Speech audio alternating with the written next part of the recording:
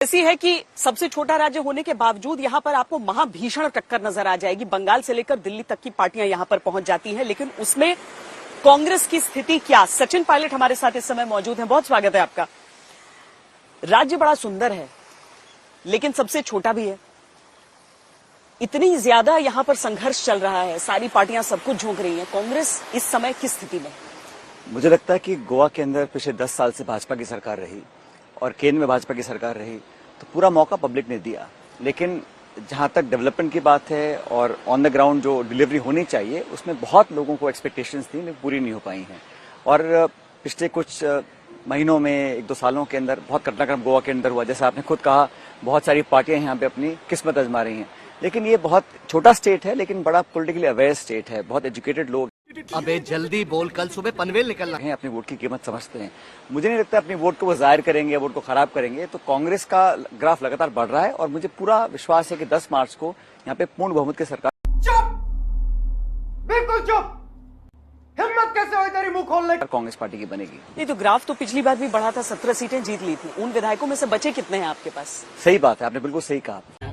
अरे भाई समझ के बोल रहा हूँ यार, बुरा लगता है भाई, आप लोग भी जानते हो। बहुत से विधायक पार्टी छोड़ के चले गए थे, और लेकिन इस बार जो हमने चयन किया है वो बिल्कुल यंग, फ्रेश, डेडिकेटेड, जो ग्राउंड से जुड़े हुए लोग हैं, उनको मौका दिया है। और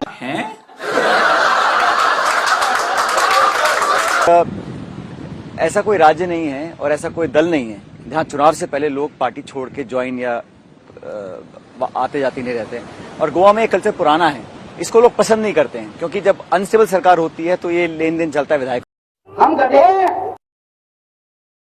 का। लेकिन इस बार लोग, मैं समझता हूं, मन बना चुके हैं कि इस गोवा के अंदर एक स्टेबल, स्ट्रांग और एक डेवलपमेंट ओरिएंटेड गवर्नमेंट वो चाहते हैं, और वो कांग्रेस पार्टी दे सकती है। कैसा लगा मेरा मजाक? 20+ सीटें कांग्रेस ने ज्यादा बार यहां पर जीती हैं, पर इस समय की स्थिति देखकर ऐसा लगता है कि चाहे तृणमूल कांग्रेस यहां पर आ गई हो और कहती हो कि हम पूरी तरीके से फाइट में हैं, चाहे आम आदमी पार्टी एक प्लेयर के तौर पर खुद को दिखा रही हो, जो रीजनल पार्टियां हैं उनका यहां पर उनकी मौजूदगी हो, ऐसे में आपको नहीं लगता बहुत फ्रैगमेंटेड हो जाएगा? नहीं, बिकॉज बहुत फ्रैगमेंटेड हो रहा था। लोगों ने मन बना लिया कि अपनी वोट किसी को दें और वो विधायक ना बन पाए या सरकार ना बना सके। क्योंकि जहां तक तृणमूल कांग्रेस की बात है, चंद महीने पहले वो यहाँ पर आकर खूब उन्होंने संसाधन खर्च किए, होर्डिंग, बैनर, पोस्टर लगा दिए, लेकिन कोई कनेक्ट नहीं है यहाँ के लोगों के साथ। कांग्रेस का और गोवा मजा आया, और मैं ये जो मजा है हिंदुस्तान के हर व्यक्ति को देना चाहता हूं। का एक बहुत पुराना इतिहास है, और मैं ऑन रिकॉर्ड बताना चाहता हूं कि गोवा की स्टेट की क्रिएशन, इसकी लैंग्वेज को आइडेंटिफाई कर मान्यता प्राप्त कराना और यहाँ के लोगों के साथ एक इन्वॉल्वमेंट कांग्रेस पार्टी का पुराना रहा है। और बाकी जो दल आपने बताया, आम आदमी पार्टी भी चुनाव लड़ रही है, ठीक है, एक आजाद देश है, कोई भी कहीं से लड़ सकता है, लेकिन वो स्थिति में नहीं है कि सरकार बना पाए। इसलिए मैं बार बार कह रहा हूं कि गोवंस चाहते हैं कि इस बार हमारे कल्चर, हमारे सफेद कपड़ा, हेरिटेज, हमारी ट्रेडिशन, हमारी जो यूनिकनेस है, उसको प्रिजर्व करते हुए ऐसा कौन सा दल है जो भाजपा को हराकर एक सरकार बना सकता है? उसमें कांग्रेस पूरी फिट बैठती है। पर प्रधानमंत्री नरेंद्र मोदी जब सदन में संबोधित कर रहे थे तो उन्होंने कहा कि एक एक करके जो सारे राज्य हैं वो कांग्रेस को नकारते जा रहे हैं, एक एक करके सब नकार रहे हैं आप लोगों को। अब वो तो प्रधानमंत्री स्पीच पॉलिटिकल ज्यादा देते हैं और जानबूझ के कोशिश करते हैं, लेकिन आंकड़े गलत है ना। हम लोगों ने सरकार बनाई राजस्थान के अंदर, मध्य प्रदेश के अंदर, छत्तीसगढ़ के अंदर, पंजाब के अंदर, कर्नाटक के अंदर, और ऐसा नहीं है बाई इलेक्शन मध्य प्रदेश बचा नहीं, पब्लिक ने वोट दिया ना। आपने कहा तो साला ये दुख का खत्म नहीं होता बे।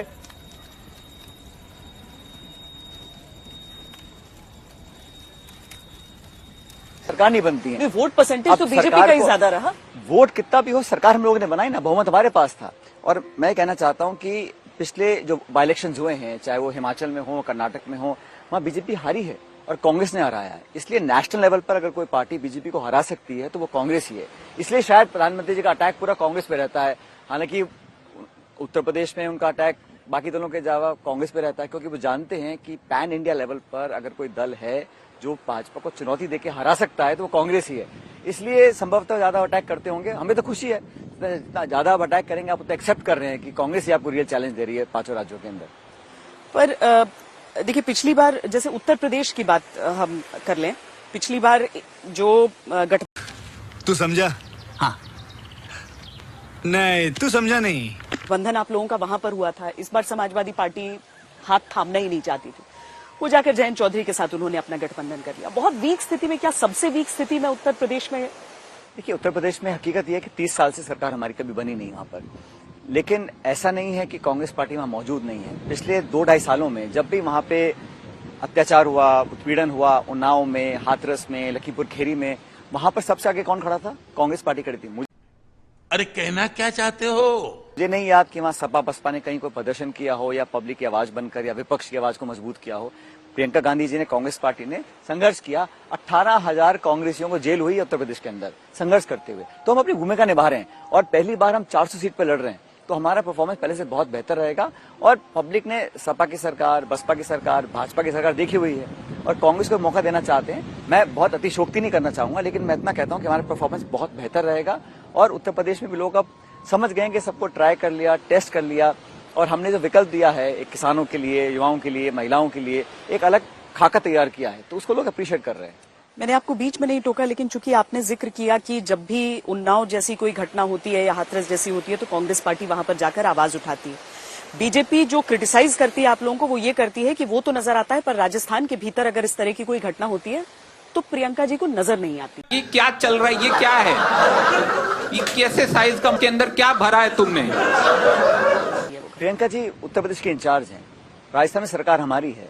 कहीं पे दुष्कर्म होता है या घटना कोई अपराध होता है तो अपराध समाज में होते हैं, लेकिन उस अपराध के बाद आप कार्रवाई क्या करते हैं?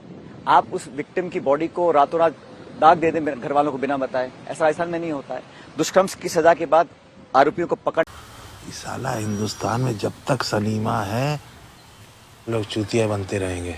सजा दिलाना, पॉस्को में उनको ट्रायल दिलाना, तो आप सरकार और पुलिस उसके बाद क्या करती है? अब लखीमपुर खीरी में क्या हुआ? किसान पे गाड़ी चढ़ा दी आपने, उनको आपने ना तो बर्खास्त किया मंत्री को, चार्जशीट करी, लेकिन आज उनके बेटे को बेल मिल गई है उत्तर प्रदेश में। राजस्थान में तो रेप के केस को ही गलत साबित करने की कोशिश हुई। नहीं, मैं कहता हूँ अपराध कहीं पर भी हो, घिनौना अपराध है, अमाननीय है, उसकी हमें जितनी भर्त्सना करनी थी कम है, लेकिन अपराध के बाद सरकार का रवैया, प्रशासन का, पुलिस का एक्शन क्या है, उस पर लोग जज कर। बैठिए और सोचिए, अगर हम करें तो करें क्या, बोले तो बोले क्या? वाह मोदी जी, वाह वाह वाह। आप इस बात से सहमत हैं? आप सहमत हैं भाई? आप सहमत हैं? आप जो मेरी आलोचना करते हैं वो मेरे लिए बहुत बड़ा खजाना है, वो मेरे लिए गोल्ड माइन है।